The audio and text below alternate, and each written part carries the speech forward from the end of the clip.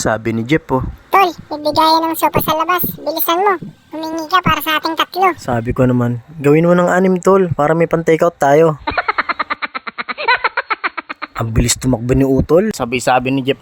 Saan pupunta yun? Si RB di na mabiro no? Kakalmusan lang naman natin. Ang lakas mang trip ni Boss Jeff. Ito ang ikalawang araw sa paggawa namin sa bahay ni Boss Irish. Mag-aalmusal muna kami ng tuhog-tuhog bago dumiretso doon. Saktong kain lang. At para magkaroon ng laman, ang sikmura namin. Magbe-break time din naman kami mamayang alas 10. Tol, baka may gusto kong i-shoutout. Pinabati ko nga pala yung tropa kong si Atong Ang. Kanina pa iniisip ni Utol kung paano ilipat yung poste na ito. Oh my God. Gusto niya sanang ipwesto sa labas ng iskinita para makagalaw din daw kami ng maayos. Kaya ang naisip kong isuggest kay Utol, kung ipahiga na lang natin dito, tapos tabunan na lang natin yung dyaryo. Gandang suggestion, di ba? Katulong pa rin nila ako sa pagtibag ng bato ngayong araw. Sila na nga ang bahala sa pagkabit ng mga tiles. Ako naman ang nakatoka sa paghulma na magiging baitang.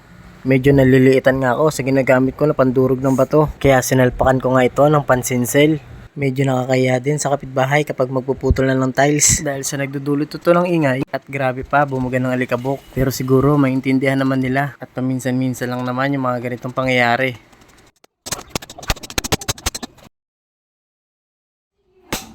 Sabi ni Jeff po. Tol, bibigyan ng sopa sa labas. Bilisan mo. Humingi ka para sa ating tatlo. Sabi ko naman, gawin mo ng 6 tol para may pan-takeout tayo. Ang bilis tumakbo ni Utol, sabi ni Jeff. Saan pupunta yun? Si RB di na mabiro no? Kakaalmusan lang naman natin. Ang lakas man trip ni Boss Jeff. Napangiti na lang si Utol pagbalik.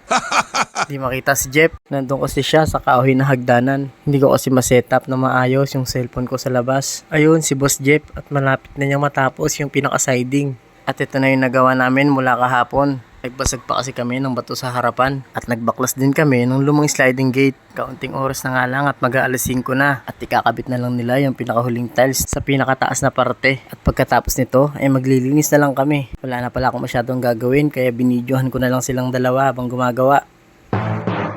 Tok tok. Tao po. Tao po. Pagbilan nga po ng red doors yung nakasashay. Kinatok nga ni Boss Jeff isa-isa para malaman niya kung ampaw ba ang pagkabit nila. Kaya pagtapos niyang katokin ay tinanong ko siya, kamusta tol? Napakaangas tol. Kinatok nga niya ulit ito at dinoble check niya ulit yung pinakailalim. Nakapaglikpit na nga kami at nakapaglinis na ng katawan. At may oras pa kami para pag-usapan ng mga gagawin namin kinabukasan. Nilinis na pala ni RB yung hiniram naming hose sa kapitbahay. Ginilid na rin namin kanina yung mga bakal na tinanggal namin. At ito po yung natapos namin ngayong araw. At itutuloy na lang kinabukasan. Maraming salamat po sa panonood.